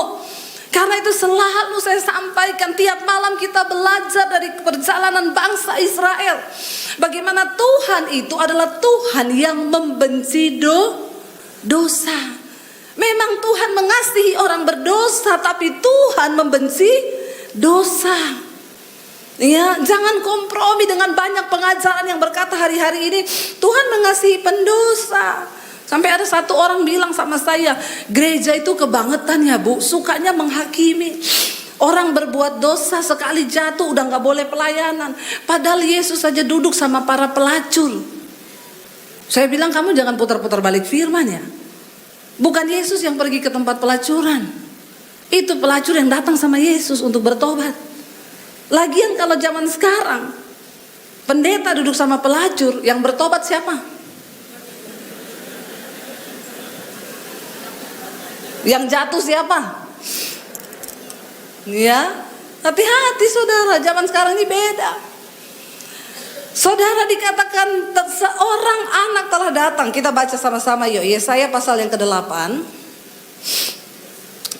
Yesaya pasal yang ke-9, dikatakan di sana. Ya, kalau kita baca tentang lagu yang kita nyanyikan tadi, seorang anak telah datang ke dalam dunia. Dia penasehat ajaib, dia Bapa yang perkasa, ya, dia Raja damai, ya, dikatakan di sana. Ya, bahkan penasehat ajaib, ya, Allah yang kekal. Saudara, Yesaya pasal yang ke-9. Kalau di sini saya nggak tahu Alkitabnya ayatnya 6 atau 5 karena berbeda ya. Kalau di sini sih Yesaya 9 ayat 5. Sebab ayat 5, sebab seorang anak telah lahir untuk kita, seorang putra telah diberikan untuk kita. Dia lambang pemerintahan itu ada di atas bahunya, dan namanya disebut orang penasehat ajaib, Allah yang perkasa, Bapa yang kekal, Raja damai. Kenapa sampai ayat ini muncul saudara? Kita sering kali baca ayat ini, tapi kita nggak tahu kenapa sejarah sampai ayat ini muncul. Pada zaman kitab Yesaya, bangsa Israel itu hidup mendukakan hati Tuhan. Kita semua belajar di mesbah doa, kita sedang membahas, sekarang sudah sampai di kitab berapa? Tahu, Ulangan pasal berapa? Pintar luar biasa loh, tepuk tangan dong buat jemaat mesbah doa. Ya, kita sudah belajar di sana saudara. Dikatakan Tuhan itu membenci dosa, berkat kutuk diperhadapkan kepada kita hari ini. Kalau kita hidup sungguh-sungguh dalam Tuhan, maka kutuk berkat yang akan kita dapat. Kalau kita berbuat dosa, maka kutuk yang akan kita dapat. Ketika ayat ini saudara keluar, ya, keadaan bangsa Israel pada waktu itu, Yesaya 8 ayat 19 berkata di sana, dan apabila orang berkata kepada kamu, mintalah petunjuk kepada arwah dan roh-roh peramal, ya, yang berbisik-bisik dan komat kami, maka jawablah, bukankah suatu bangsa patut meminta petunjuk kepada Allahnya? Atau haruskah mereka meminta petunjuk kepada orang-orang mati bagi orang-orang hidup? Saudara, keadaan bangsa Israel pada waktu itu sudah sangat menyedihkan dan sangat menyakiti hati Tuhan. Mereka datang ke para peramal, mereka meminta petunjuk kepada arwah-arwah, roh-roh orang mati. Mana ada orang hidup minta petunjuk sama yang sudah mati? Di sini ada saudara yang minta petunjuk sama orang mati? Ya, orang hidup nggak bisa minta petunjuk sama orang mati. Demikian juga saudara, jangan cari orang pinter, karena yang cari orang pinter itu hanya orang bodoh. Kita semua sudah pinter, amin. Jangan mau bodoh. Orang pinter rahasianya cuma satu, minum tolak angin. Ya, saudara, kita pinter karena dikatakan tadi Yesus datang sebagai penasehat yang ajaib. Makanya kenapa saya selalu berkata, jangan titip doa sama pendeta. Cukup datang kepada Tuhan secara pribadi. Cari Yesus, engkau punya hak istimewa. Dan engkau menemukan Tuhan, engkau menemukan firman Tuhan. Saya bersyukur tuh setiap hari ada yang WA. Bu, saya bersyukur setelah mendengar mesbah doa setiap malam, saya mengerti banyak firman, saya mendapat banyak nasihat. Karena Yesus adalah penasehat yang ajaib. Saudara tidak usah cari saya, di Alkitab semua sudah ada nasihat. Ya, tidak usah konseling. Kecuali memang ada kasus-kasus konseling yang memang harus membutuhkan. Tapi saya mendidik jemaat mesbah doa untuk mencari Tuhan, cari firman, maka engkau akan menemukan semua nasihat ada di dalamnya. Katakan amin. Ada semua di Alkitab. Sudah mau cari apa? Tentang uang ada, tentang orang kikir ada, tentang ikut saham ada ayatnya. Semua ada di Alkitab. Kenapa kita nggak mendapatkan? Karena kita nggak pernah buka Alkitab. Ya, mereka meminta petunjuk kepada roh orang mati yang di sana dikatakan dia berbisik-bisik, mulutnya komat kamit. Jangan sampai bermain-main, saudara. Tuhan itu Tuhan yang membenci penyembahan berhala. Ya, jangan minta petunjuk sama orang mati. Ya, panggil jai langkung. Ada di sini yang pernah panggil jai langkung? Ya, bahkan orang yang sudah mati, kasihan orang tua sudah mati dikirim mobil-mobilan. Udah mati ditipu lagi. Kebangetan nih anak durhaka loh. Ya. Waktu masih hidup kasih mobil yang benar. Waktu masih hidup dikasih rumah. Jangan kasih rumah-rumahan, mobil-mobilan. Ya, itu namanya menipu. Sudah mati ditipu lagi. Dengan harapan nanti dapat berkat, dapat petunjuk. Alkitab berkata itu adalah ya sesuatu perbuatan yang mendukakan hati Tuhan. Lalu dikatakan di sana, carilah pengajaran, ya. Makanya Yesaya, Nabi Yesaya berseru kepada bangsa itu, cari pengajaran. Jangan cari nasihat kepada orang mati, apalagi kepada roh-roh dunia yang miskin. Kita cari pengajaran, dan pengajaran yang paling benar itu adalah firman Tuhan. Itu adalah pengajaran yang paling benar. Tapi sekarang pun hati-hati, banyak pengajaran yang ngawur. Ya, jadi kita harus memasang telinga kepada. Saya pernah dengar ada satu ya pengajaran, dia pengajar juga, saudara, ya kan sekarang banyak muncul selebgram apa, pokoknya pintar ngomong sudahlah. Ada satu anak Tuhan ngomong, saya berdoa sama Tuhan, saya tanya Tuhan, boleh nggak saya tato? Tapi Tuhan tidak menjawab. Saya berdoa terus, Tuhan saya mau tato, boleh nggak Tuhan? Ya, Tuhan tidak menjawab. Sampai akhirnya satu kali dia sudah nggak tanya Tuhan. Waktu dia nggak tanya Tuhan, dia bilang, oh berarti Tuhan tidak berkehendak, saya nggak boleh tato. Tuhan tidak menjawab. Waktu dia diam, Tuhan ngomong, ya udah kalau kamu mau tato, tato aja. Simpel, dia bilang. Ternyata waktu kita nggak berdoa, Tuhan jawab. Hati-hati loh, saudara. Ya, ayo kita cari pengajaran. Makanya saya bilang, ayo jemaat mesbah doa, buka Alkitab, cari firman, cari pengajaran, supaya hari-hari ini kita tidak diombang-ambingkan. Dunia akan berlalu, dunia ini akan berubah. Mungkin akan datang masa resesi tahun depan, tahun ini kita nggak bisa doa, nggak bisa tengking. Kalau itu akan Tuhan izinkan terjadi. Tapi kita percaya Alkitab berkata, orang yang benar itu akan tetap hidup oleh percayanya kepada firman Tuhan. Katakan amin. Bukan keadaan di sekeliling kita yang menentukan hidup kita, tapi firman Tuhanlah yang menjamin. Firman Tuhan menjadi penjamin hidup kita, nggak usah takut. Kemarin saya sampaikan di mesbah doa, tahun ini bagi kita adalah tahun kebaikan Tuhan. Tahun ini adalah tahun kebaikan Tuhan. Ya, kita imani, kita percayai itu. Tuhan berkata bahwa tahun ini adalah tahun kebaikan Tuhan. Ya, ada di Mazmur 65, saudara. Dikatakan di sana ayat yang ke-12, engkau memahkotai tahun dengan kebaikanmu, jejakmu, ayat yang ke-12. Jejakmu mengeluarkan lemak, ya. Mazmur 65 ayat yang 11, maaf ayat 11 ya, karena di sini memang Alkitab itu ada beda-beda versi ya. Ayat 11, ini ayat 12 ya berarti. Engkau memahkotai tahun dengan kebaikanmu, jejakmu mengeluarkan lemak. Tuhan itu ngomong ke saya, mau prediksi tahun depan itu tahun kegelapan, tahun resesi, tahun apa? Alkitab berkata, setiap tahun itu adalah Tuhan memahkotai setiap tahun itu dengan kebaikan. Mau itu disebut dunia tahun apa? Pokoknya setiap tahun itu Tuhan mahkotai dengan kebaikan. Dan bagi orang-orang yang layak menerima kebaikan itu, mereka akan menerima kebaikan itu. Enggak peduli mau itu tahun resesi, enggak peduli mau itu tahun krisis.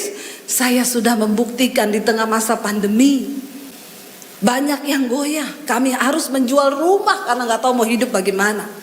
Enggak jadi jual rumah, malah beli rumah lagi. Tuhan memahkotai tahun dengan kebaikan. Enggak usah takut, lakukan bagian kita. Tuhan, kami mau berjalan dalam kekudusan, kami mau berjalan dalam perkenanan Tuhan. Suami istri yang tadinya ribut-ribut terus, tahun ini bilang enggak usah ribut-ribut. Yang datang suami istri colek, say, enggak usah ribut-ribut. Ya, amin. Supaya kita melihat kebaikan Tuhan itu terjadi dalam rumah tangga kita. Engkau ribut-ribut, Tuhan mau bawa berkat nih. Malaikat sudah sampai di atas rumah, mau kasih mobil. Ih, lagi berantem, enggak usah, bawa ke rumah Bu Debi. Amin. Ya, jangan saudara. Karena Alkitab berkata di mana 2-3 orang bersepakat, Tuhan itu memberkati. Mari kita berdoa tahun ini menjadi tahun kebaikan Tuhan. Ya, karena Tuhan yang berjanji, Dia memahkotai tahun itu dengan kebaikannya. Ya, jadi setiap tahun tuh pasti ada kebaikan Tuhan. Entah itu mau tahun apa, kita imani saudara. Lalu saudara, ketika bangsa Israel, kita kembali tadi ke Yesaya 9, ya, mereka melakukan yang jahat. Lalu Yesaya berkata, Yesaya 8 ayat 10, 20, carilah pengajaran dan kesaksian. Kenapa setiap malam di mesbah doa itu ada kesaksian? Saya minta maaf kalau yang saudara kirim kesaksian belum sempat dibaca. Karena di HP saya ini yang masuk itu sudah 20.000 lebih. Saya terbatas saudara ya. Subscribe sekarang sudah 600.000 lebih. Pendengar mesbah doa itu setiap hari hampir 50.000. Ya, 50.000. Mesbah syukur pagi ya kadang 75.000, kadang saya lihat hampir mencapai 100.000. Saya tidak bisa membalas. Bahkan kesaksian pun banyak yang protes, Bu, kesaksian saya belum dibaca. Sabar. Ya, sabar. Nanti ada waktunya dibaca, tapi kirim aja terus. Ayat ini berkata, cari pengajaran dan kesaksian. Engkau akan mengalami kebaikan Tuhan tahun ini kalau engkau mengalami dan memiliki kesaksian pribadi bersama dengan Tuhan. Kenapa saya menyuruh saudara cari Tuhan secara pribadi? Semua orang yang bersaksi di mesbah doa itu berkata, Bu, benar ya ternyata. Saya nggak titip doa. Saya cari Tuhan, saya berdoa sendiri di kamar. Dan saya mengalami Tuhan menjawab, Tuhan pulihkan. Kemarin saya dengar satu kesaksian orang di tengah masa pandemi usahanya bangkrut. Dia mulai coba buka catering. Katanya, Bu, sambil masak saya dengar khotbah Ibu. Sambil iris bawang saya dengar khotbah Ibu. Sambil ngapain aja saya putar khotbah Ibu, saya nyanyi lagu-lagu mesbah doa, saya ikuti terus. Tuhan memberkati usaha saya. Di tengah masa pandemi semuanya hancur, Bu. Saya coba bangun bisnis baru. Sekarang saya diberkati luar biasa. Kenapa saudara? Karena engkau mencari Tuhan pribadi. Ya, kalau engkau titip doa mau pendeta sekelas apapun, tapi engkau tidak cari Tuhan, engkau tidak cari kesaksian, mimpi engkau mengalami berkat Tuhan. Enggak ada pendeta hebat yang bisa datangkan berkat atas hidupmu. Ya, makanya tuh saya saudara kalau orang, Bu, tumpang tangan, Bu. Kenapa saya tumpang tangan atas kau? Biar saya juga diberkati. Kalau kau enggak bertobat, pret. Biar saya tumpang kaki juga gak ada guna. Yang paling penting bertobat, cari Tuhan, cari kesaksian Tuhan.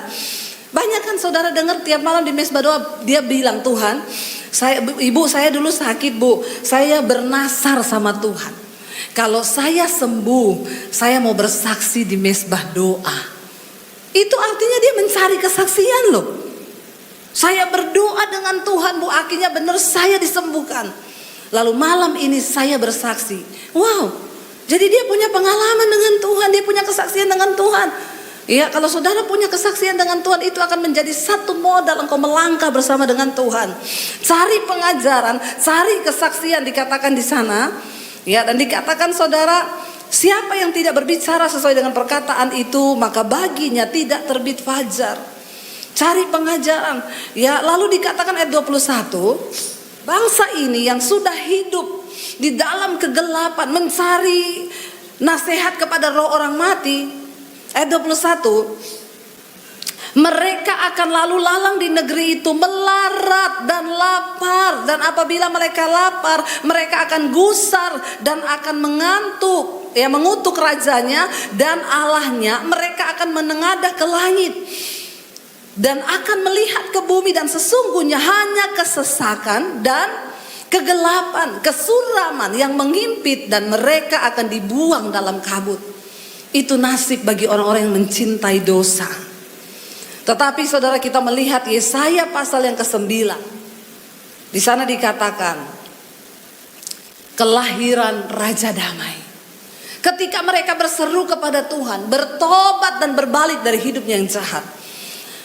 Lalu firman Tuhan datang kepada Nabi Yesaya, dikatakan di sana, Yesaya 9, tetapi tidak selamanya akan ada kesuraman untuk negeri yang terimpit itu. Kalau dahulu Tuhan merendahkan tanah Sebulon dan tanah Naftali, maka di kemudian hari Ia akan memuliakan jalan ke laut, daerah seberang sungai Yordan, wilayah bangsa-bangsa lain. Bangsa yang berjalan di dalam kegelapan telah melihat terang yang besar. Ya, lalu dikatakan mereka yang diam di negeri kekelaman, atasnya terang telah bersinar. Nubuatan ini keluar dari Yesaya. Tuhan berjanji akan mendatangkan seorang juru selamat. Ya, engkau telah menimbulkan banyak sorak-sorai dan sukacita besar. Mereka telah bersukacita di hadapanmu seperti sukacita di waktu panen, seperti orang-orang bersorak-sorai di waktu membagi-bagi jarahan. Sebab apa? Kuk yang menekannya dan gandar yang ada di atas bahunya, serta tongkat si penindas telah kau patahkan seperti pada hari kekalahan Midian. Ya, dan dikatakan di sana saudara, sebab setiap sepatu tentara yang berderap-derap dan setiap jubah yang berlumuran darah akan menjadi umpan api, sebab seorang anak telah lahir untuk kita. Ya, dikatakan di sana seorang anak telah lahir untuk kita, seorang putra telah diberikan untuk kita, lambang pemerintahan ada di atas bahunya, dan namanya disebut orang penasehat ajaib, Allah yang perkasa, Bapa yang kekal, Raja damai. Karena itu bagi setiap engkau yang menerima Yesus sebagai Tuhan dan Juru Selamat, yang pertama saudara, engkau menerima pemerintahannya dalam hidup dan rumah tanggamu.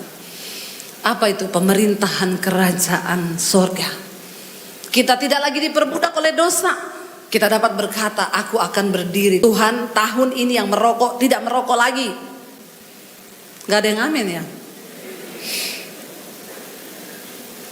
Ada untungnya juga sih yang merokok itu. Tadi saya bingung, lupa bawa korek api. Ya, ada yang merokok, ada. Pasti ada korek api di kantongnya. Lalu saya bisa pinjem. Tapi gak mau saya kembalikan supaya malam ini dia berhenti merokok. Ya, yang marah-marah tahun ini bilang saya gak mau marah-marah lagi. Saya mau sukacita, damai, sejahtera. Saudara, kita bisa masuk di tahun ini tuh puji Tuhan, haleluya 12 kali. Ya, kemarin di Amerika saya saksikan kan, ada jemaat di Amerika tidur, habis makan malam tidur. Istrinya dengar kok ndak ngorok, suamiku biasanya ngorok, ini kok ndak ngorok, dibangunin, digoyang nggak bangun lagi, meninggal. Nggak sempat rayain Natal, nggak sempat masuk tahun baru. Tidak ada sakit. Sementara ada satu orang telepon saya, Bu, saya divonis dokter kena kanker, tinggal 6 bulan umur saya, berarti saya harus persiapkan kematian ya Bu. Saya bilang, kamu, jangankan kamu yang divonis dokter umur 6 bulan. Kita aja yang gak divonis dokter kan memang harusnya mempersiapkan kematian.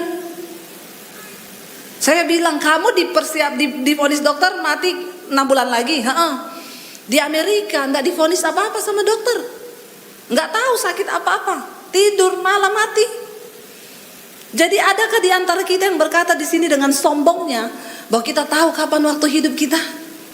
Ayo tahun ini kita bereskan hidup di hadapan Tuhan. Masih ada kepahitan, beresin saudara, supaya kita tidak menjadi orang-orang yang membawa kepahitan itu kepada orang lain. Bertobat sungguh-sungguh supaya engkau mengalami berkat Tuhan. Sudah cukup kutuk yang kita alami. Kenapa? Karena dosa yang kita lakukan. Lalu dikatakan di sana, engkau akan menerima apa?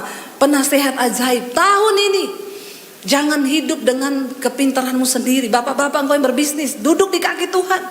Katakan, Tuhan, engkau penasehat ajaib bagi bisnisku. Beritahukan padaku jalan-jalan apa yang harus aku lakukan. Saya bersaksi, saudara dengarkan, termasuk saya. Tuhan berkata tahun depan cepat ambil alih dunia media, beritakan Injil. Itu termasuk nasihat ajaib dari Tuhan. Apa yang ngerti akan terjadi pandemi, lalu YouTube saudara bisa ya memberkati banyak orang, jiwa-jiwa bertobat. Jangan datang sama pendeta, datang sama Tuhan, dia penasihat ajaib, amin. Lalu yang di berikutnya dikatakan Allah yang perkasa, apa yang tidak sanggup dia lakukan saudara dalam hidupmu. Roh yang membangkitkan Yesus dari kematian ada dalam hidup kita. Roh itu sanggup melakukan segala perkara. Jangan bilang dia tidak sanggup, dia sanggup. Lalu yang berikutnya dikatakan dia Bapa yang kekal dan dia Raja damai. Harusnya orang-orang yang hidup di dalam Kristus sungguh-sungguh hidupmu penuh dengan damai. Punya musuh satu itu kebanyakan, ya. Punya sahabat 1000 itu kurang. Mari kita membangun persahabatan bukan permusuhan hari-hari ini. Tabur segala yang baik saudara. Ya, mari kita bangun karakter di atas dasar firman supaya hidup kita memuliakan Tuhan. Kita mau berkata kepada Tuhan, kami tahu Engkau yang lebih tahu yang terbaik bagi kami tahun ini Tuhan, dan kami hanya berserah saja. Kita bangkit berdiri bersama. Kau lebih tahu Tuhan, Kau lebih mampu pulihkan hidup kami. Terima kasih Yesus, terima kasih Tuhan. Kami bersyukur hari ini. Pada Tuhan katakan, Yesus lebih dari yang ku doakan. Kami percaya dengan cara-Mu dan di waktu-Mu ya Tuhan. Kau yang kebaikan, Dia jadikan semua. Sembah Tuhan, angkat tanganmu pada Tuhan, naikkan doamu. Haleluya Yesus. Kami percaya Tuhan, kami percaya Tuhan, kami percaya Engkau pulihkan kami Tuhan. Dengar setiap seruan kami Tuhan. Jamah umat-Mu Bapa, Engkau lihat setiap keletihan kami. Engkau tahu setiap hati kami hari ini. Tahun ini adalah tahun kebaikan Tuhan, sebab Engkau memahkotai tahun ini dengan kebaikan-Mu ya Bapa. Kami berseru hanya kepada-Mu Tuhan.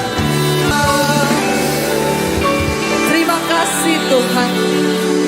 Bapa, Engkau melihat setiap air mata yang tertumpah. Engkau melihat setiap iman yang terangkat. Kami tahu setiap air mata kami tidak pernah jatuh dengan sia-sia. Engkau tampung dalam kirbat-Mu.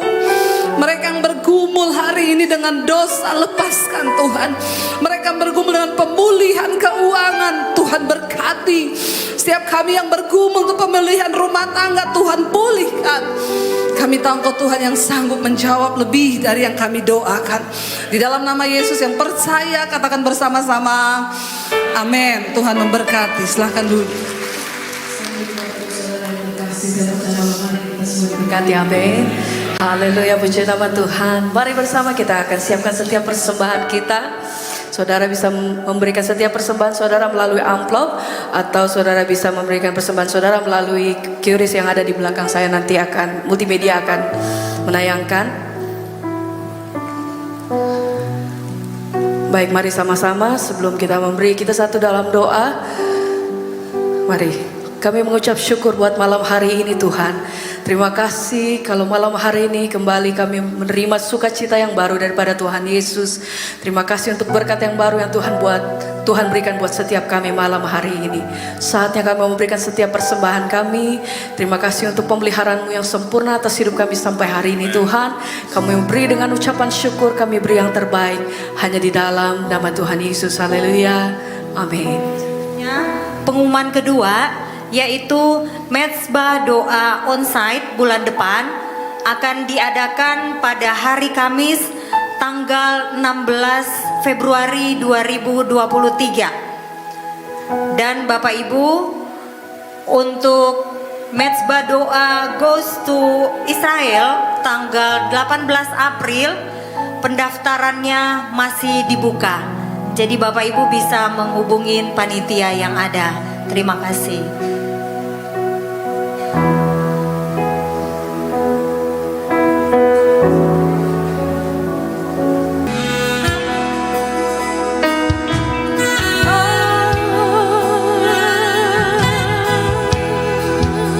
Lord bless you.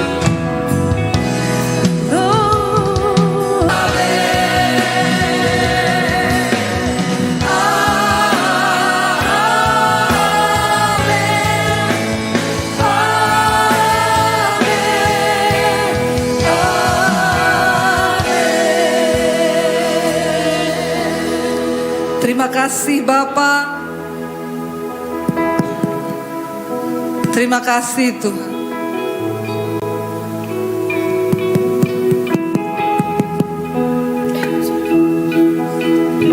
Terima kasih Bapak, kami bersyukur buat malam hari ini. Kami percaya Engkau menyinari kami Tuhan dengan cahaya kemuliaan. Engkau memberkati anak cucu kami Tuhan dengan anugerah berkat yang daripada-Mu. Bapak, kami berdoa malam ini, biarlah mulai dari tahun ini, di awal tahun ini, kami akan berjalan dalam kemuliaan demi kemuliaan. Amen. Kebenaran menjadi barisan depan kami, Ya. dan kemuliaan Tuhan akan mengikuti kami. Ya. Segala doa-doa kami menerima jawaban di dalam Engkau. Amen. Ketika kami bertobat sungguh-sungguh berbalik dari jalan yang jahat, maka Tuhan memberkati hidup kami, Ya. memberkati anak cucu kami, memberkati semua yang kami lakukan dengan tangan kami. Amen. Dibuatnya berhasil, karena hidup kami menyenangkan hati-Mu Bapa. Kami juga melepaskan berkat bagi bangsa dan negara kami, melepaskan berkat bagi Indonesia, melepaskan berkat bagi bangsa-bangsa. Kami percaya penyertaan perkenanan Tuhan turun atas setiap kami. Mari buka hati dan tanganmu saudara, arahkan pandanganmu kepada Tuhan. Diberkatilah engkau dalam hidupmu, diberkatilah rumah tanggamu, diberkatilah pekerjaanmu, Amen. diberkatilah kesehatanmu, diberkatilah keuanganmu, dan engkau akan menjadi berkat bagi banyak orang. Engkau menjadi berkat bagi banyak orang di sekelilingmu. Hidupmu menjadi tanda bagi kemuliaan Tuhan. Hidupmu menjadi tanda bagi kemuliaan. Ini waktunya, ini waktu pemulihan itu. Tahun kebaikan Tuhan akan engkau alami di hari-hari yang ke depan. Karena itu turunlah kiranya berkat dalam nama Bapa, cinta kasih dalam nama Tuhan Yesus Kristus, bahkan penyertaan Allah Roh Kudus melimpah atas hidup kita mulai hari ini, bahkan sampai kali yang kedua Tuhan Yesus datang menjemput setiap kita. Nama kita tercatat di dalam kitab kehidupan. Dalam nama Tuhan Yesus yang percaya diberkati Tuhan, katakan bersama Amin. amin, amin, amin. Kita nyanyi sama-sama yuk. We wish you Merry Christmas. Saya undang para panitia untuk bisa maju ke depan sebagai ucapan terima kasih. Saudara, terima kasih. Kita bersyukur hari ini semua panitianya dari Jemaat Mezbah Doa. Ya, dan mereka semua dengan sukacita dan luar biasa. Ayo para panitia bisa berdiri di depan sini yuk. We wish you a Merry Christmas. We wish you a Merry Christmas. We wish you a Merry Christmas and Happy New Year. We wish you a Merry Christmas. We wish you a Merry Christmas. We wish you a Merry Christmas and